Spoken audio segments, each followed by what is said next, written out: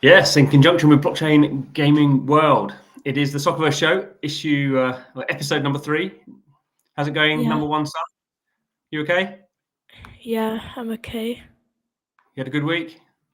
Yeah, I did. Right, need to work out how to share this thing.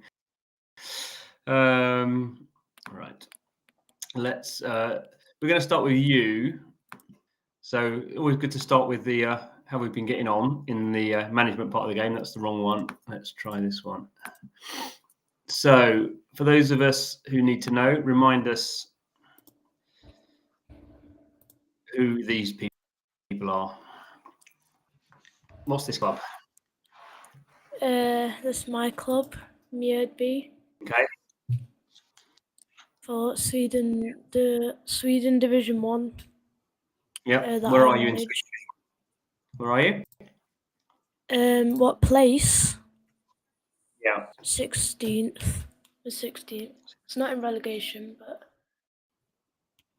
You're not still could low. You still could go down, couldn't you?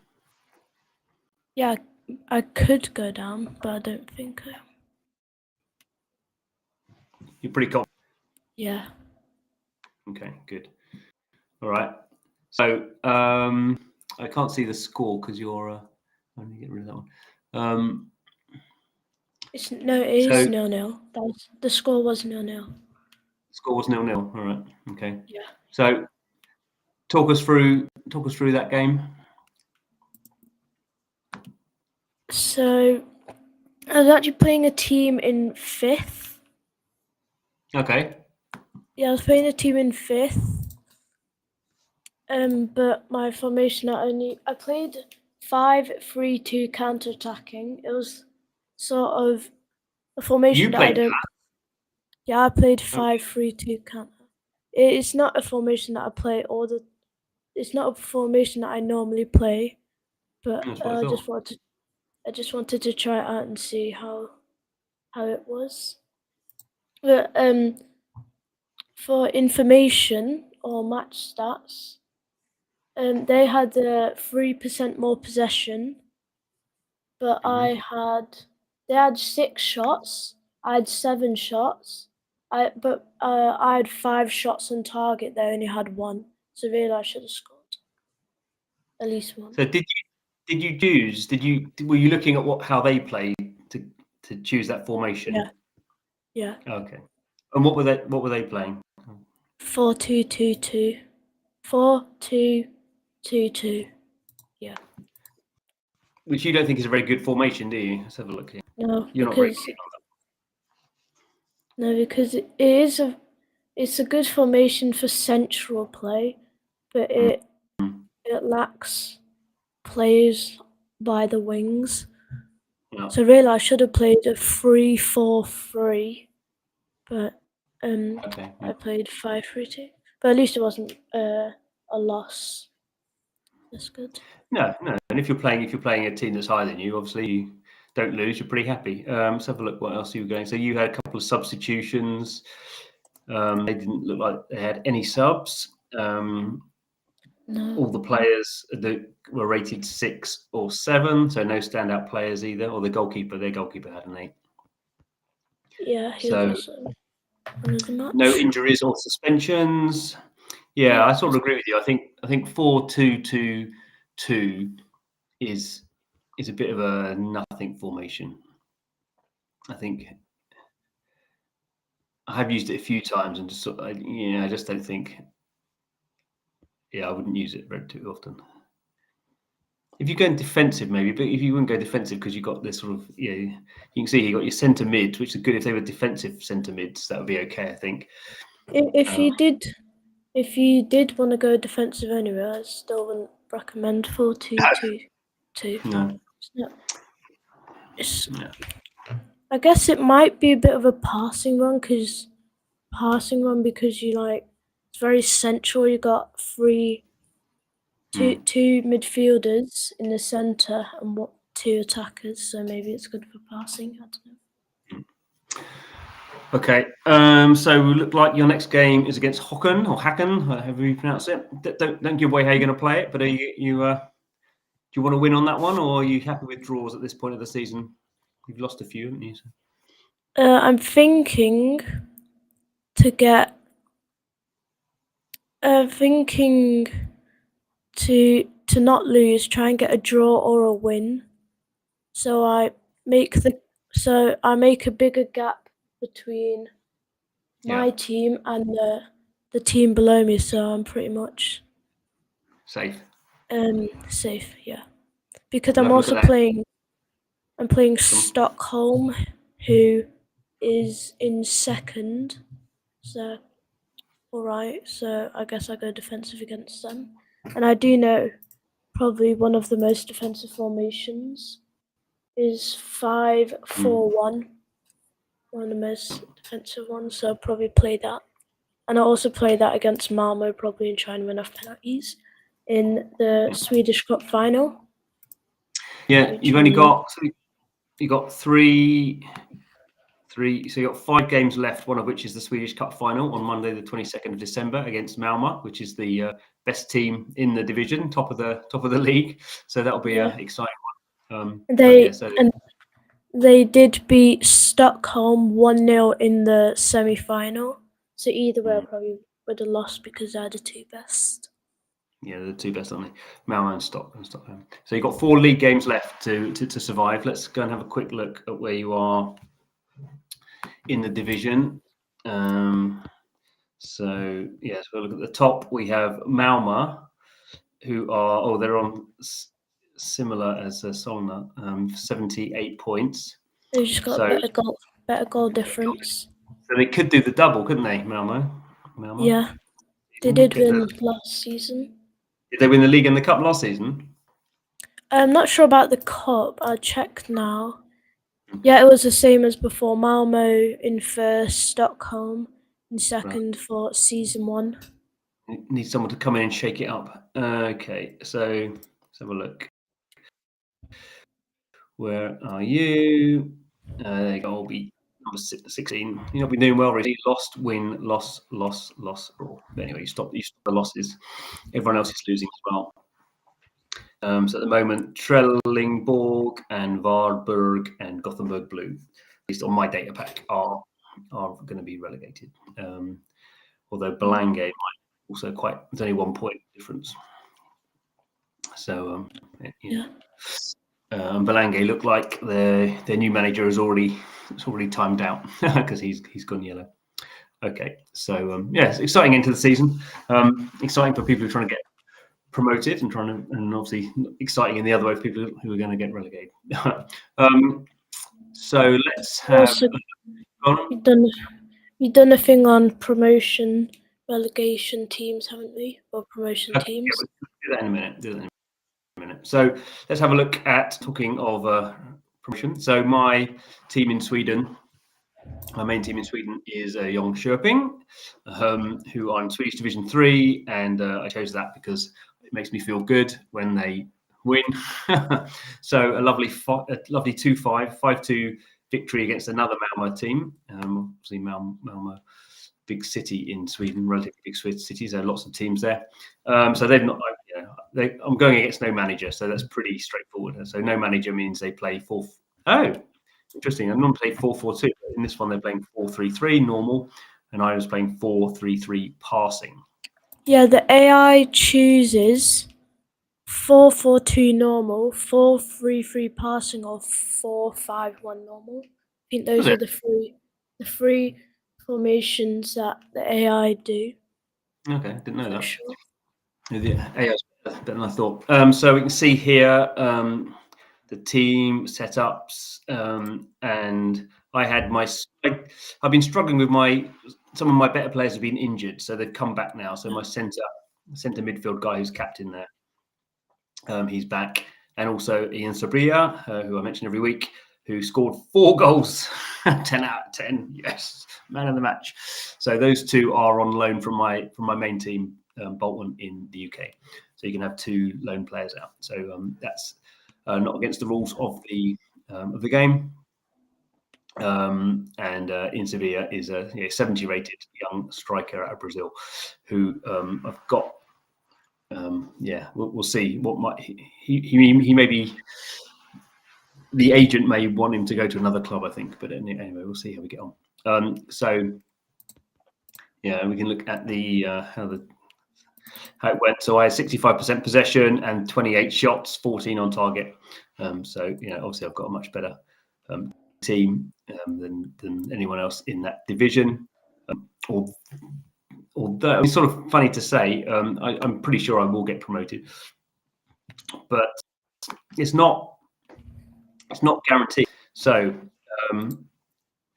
there's this other team, Tybee, ahead of me, and then there's 2 on 67. So it's only one. There's only one win difference, although my goal difference is better. So I mean, obviously I should win because I'm playing against AIs that have a set sort of set of strategy. So I should win. But we will wait and see on that. So there's actually something else I was going to look at actually on your team that I thought was interesting, just to remind people of the sort of what's happening now at the end of the season. So let me go back to your tab.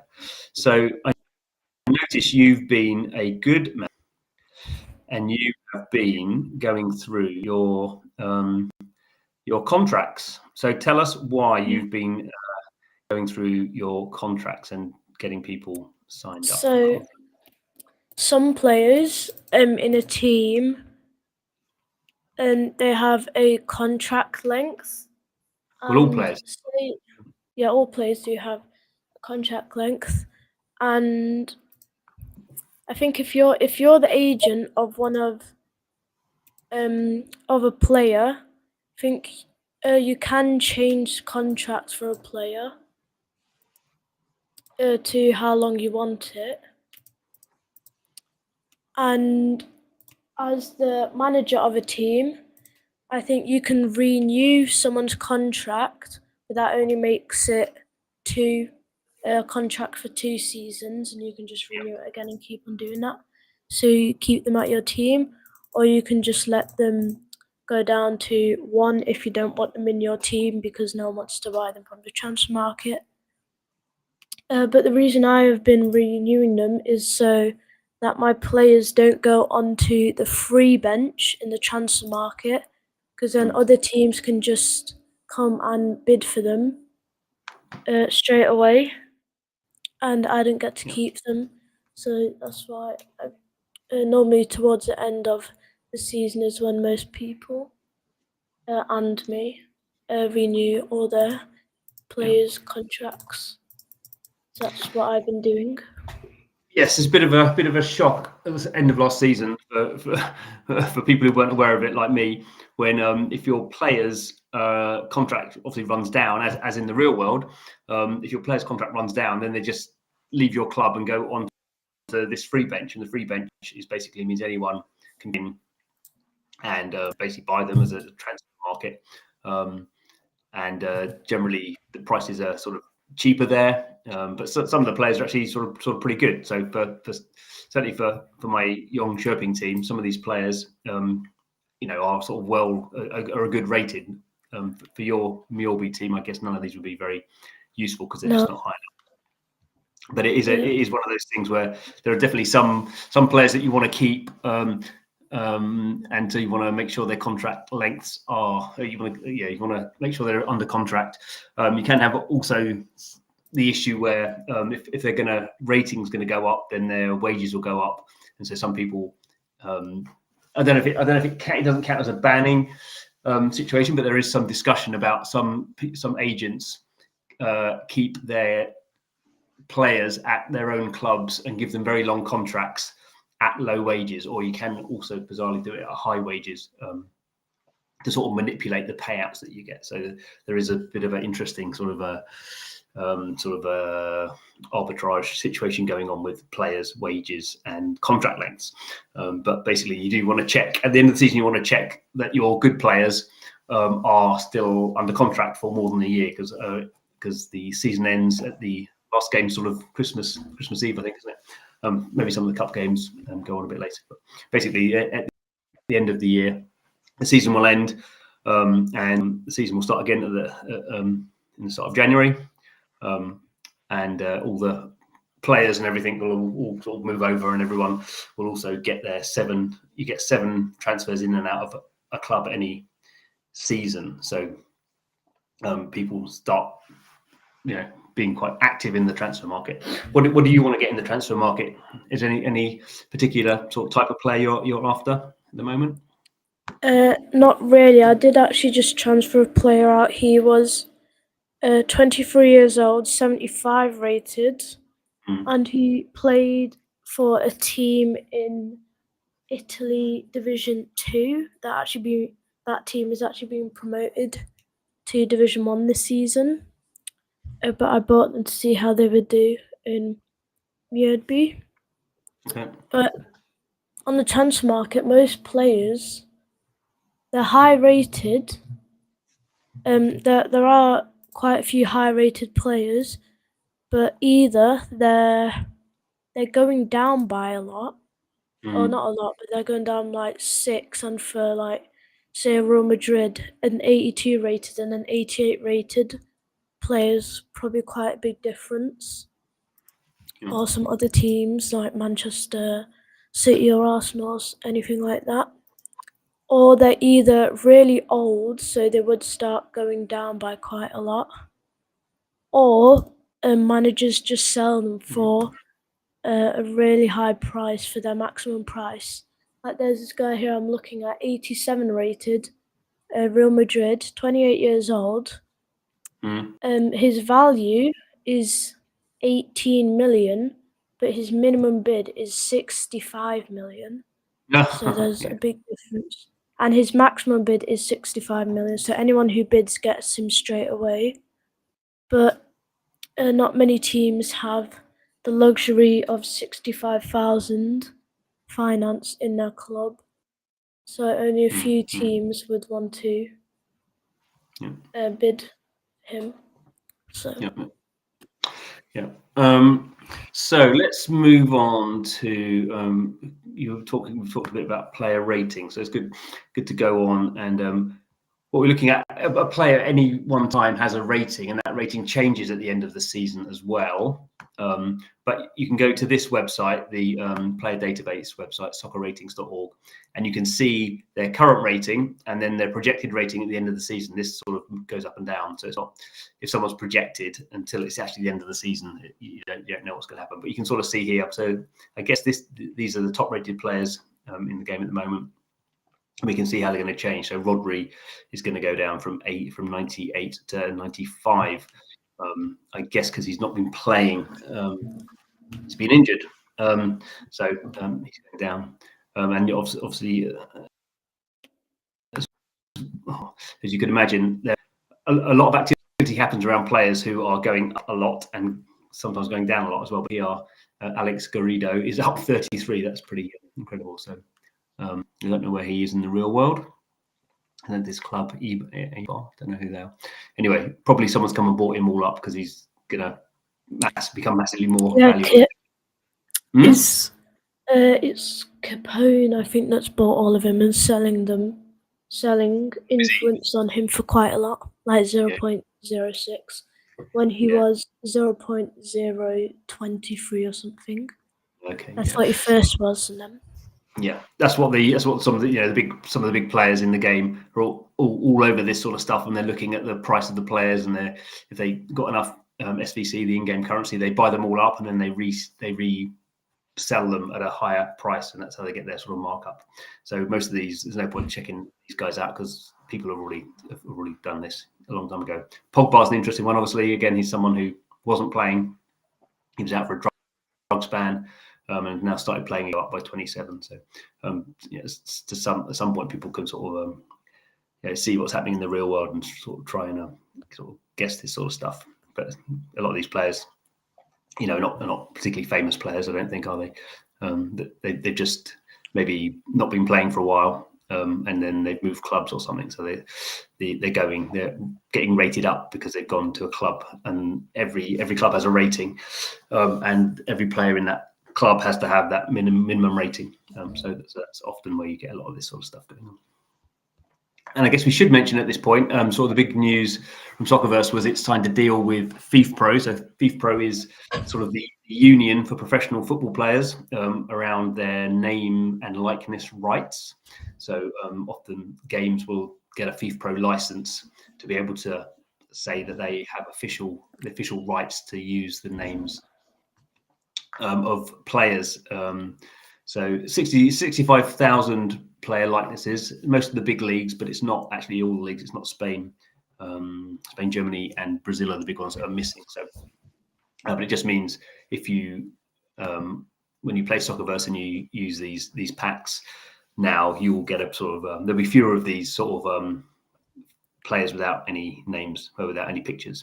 So it's sort of a way of making the game sort of seem more more trustworthy, I suppose. So that's a good thing for players. I mean, obviously, Soccerverse being a decentralized game, anyone can create. So other people are using sort of unofficial data packs, which is what you use in your account, don't you? So, but anyway. Yeah, that's what's going on there. So the other thing, I guess we can talk about a little bit. So we've talked previously about we've been buying sort of or particularly you've been looking at the price of players to buy their influence. So there's 1 million influence in every player, and it has a price, and the player has a wage. It depends sort of on their game rating, and to a degree on the sort of, you can change that with the contract, and if they're playing they get like a boost, and if they score goals they get a boost. So we've done quite a lot of work on that over the last couple of weeks, but now we've been looking at clubs. So you only just started on that, but tell us how that's been going and what stuff you found around that. So we've been looking at. Well, I've been looking at clubs that are promoting next season, like clubs in England, Spain, France, Germany, and most of the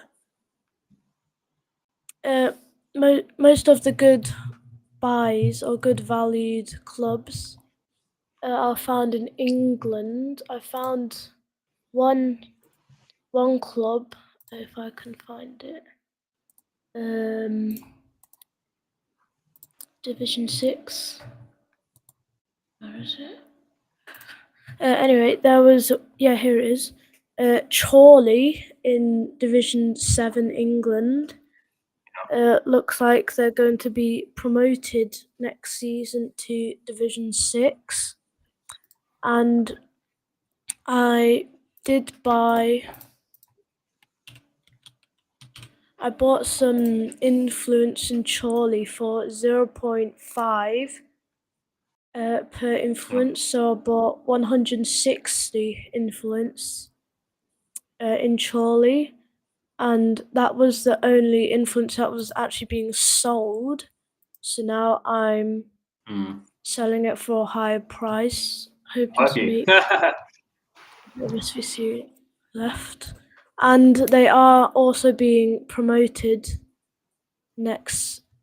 They are being promoted next season, so obviously the club's value would go up a bit, meaning the SVC that I bought, the SVC's, the influence value could go up by a bit. Yeah. So I could sell it for a bit of a high price. Yeah. So looking at here at the new interface that's coming in a couple of weeks.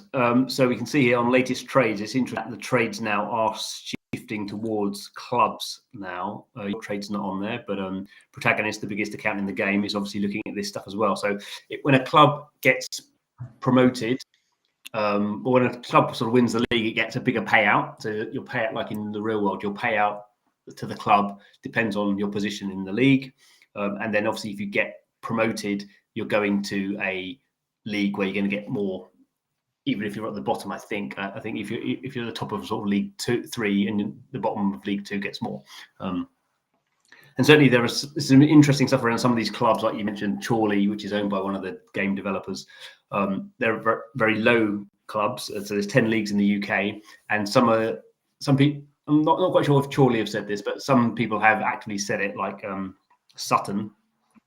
The guy there said he wants to take it, to the top level. So he's prepared to invest money and get other people to invest money to take a club from division, whatever they are, division 8 or 9 up to division 2 or 3.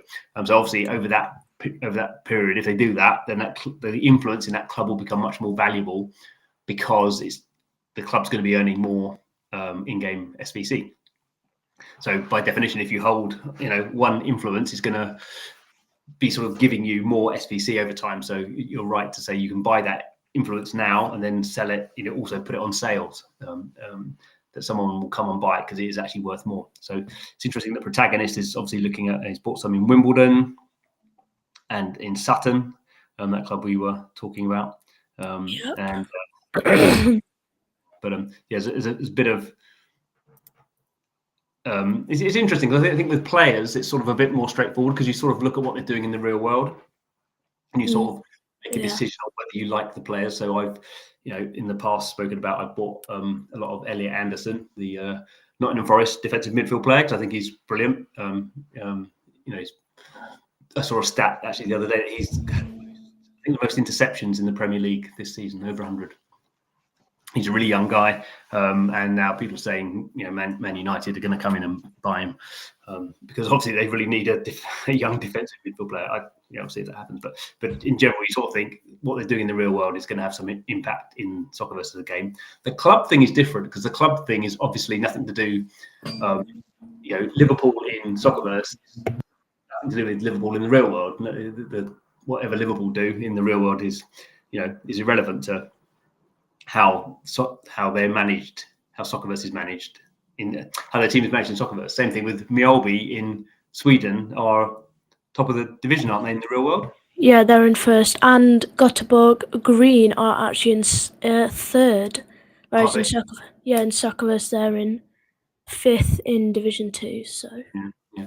So in the real world, you're managing the the Manchester City of Sweden at the moment, or the Arsenal, I suppose, of Sweden at the moment. But the fact that they're doing really well in the real world doesn't mean anything in the game. You have to be a good manager and get the good players. So over time, they're sort of the clubs in Soccerverse. Their performance is more and more to do with the management in the game. They all started off in January 2025 in the right positions, in the right leagues, but over time, the package shuffled in different ways, and the teams in the real world get promoted and relegated, and the teams in Soccerverse get relegated and promoted. There's two totally different sort of sorting mechanisms there.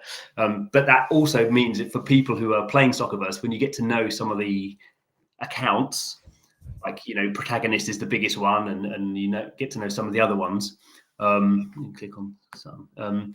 Then you sort of think, oh, this guy's he's a good manager, or he's going to make an effort to do really well, or the person in real life. So maybe I have an advantage there, knowing some of these people in real life here. So here's Sutton. Odie is OG. So Odie is a sort of quite a famous sort of sports. He's really into he's not on the. Say he's again? not on the thing. I think he's not on the. Sutton isn't on the screen. I think yet. It's not on the screen. Okay. No. It's because it when you click on that, it fires up a different. It brings up a new window, a new tab. So now you can see.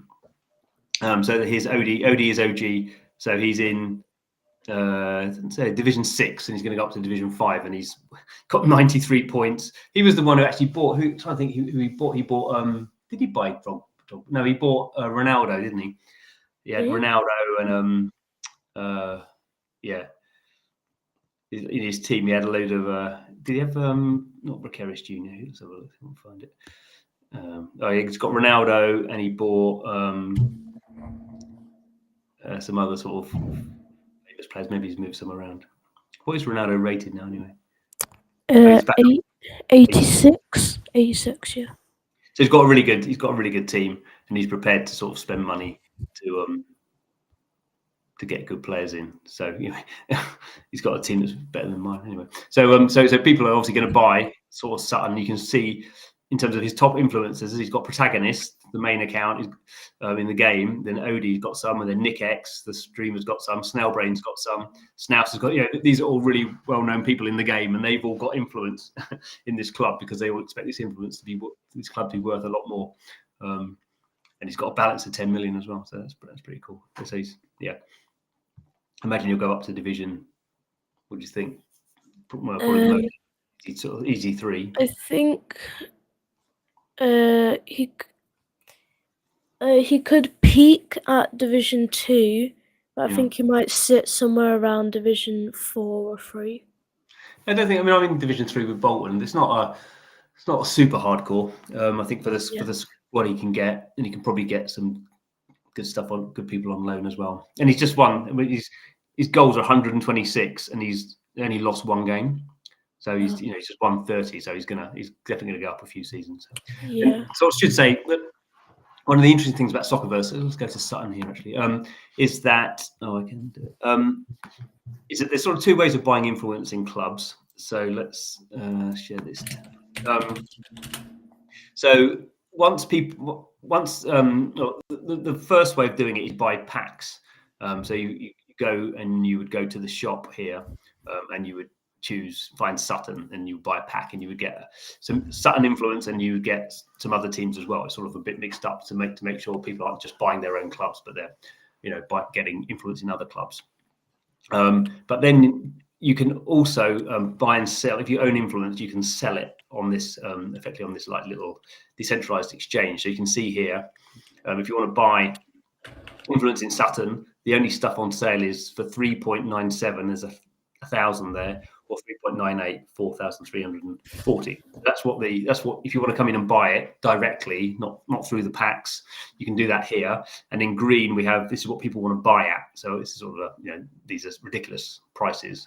No one's going to sell to them for 0.001 because they're hoping someone makes a mistake if they choose that. But you have, so every little club is sort of like its own, has its own little sort of trading situation going on here. But that's only if people who have bought the influence want to actively sell it. But as the game goes on, you see more and more of this sort of stuff happening, that people are doing it. And obviously you're doing it because you come in and buy influence, and then you're selling it on. There's loads of people got influence in this club. Wow, that's done a really good job there of sort of telling everyone how hard he's going to work. You can see here on the trade history, even this week, Protagonist is buying. They're buying at crazy prices. They must have re-put it on. And if you go all the way back, how cheap was it? It's never been that cheap actually. Yeah, but you got it for 0.4 there. Before Odie was managing. Yeah, so Odie comes in here in April, I think. That's when he starts buying the influence to unlock himself as manager. So you can sort of see it's kind of interesting. I mean, this in the long term is probably as interesting as the players. I don't know, for people who really are into the game. Good. Okay. I think that's probably enough for this week. What have we got looking forward to? We've got games on Saturday, and when's your cup game? It's Christmas. Some 22nd or 23rd, I think. Got another weekend. It's on a Monday, anyway. Oh, is it? Okay. Well, yeah. Good. Okay. Well, we'll see how we are getting on. Other than that, thank you very much for watching, and we'll see you next Thursday. Okay. Bye. Yeah.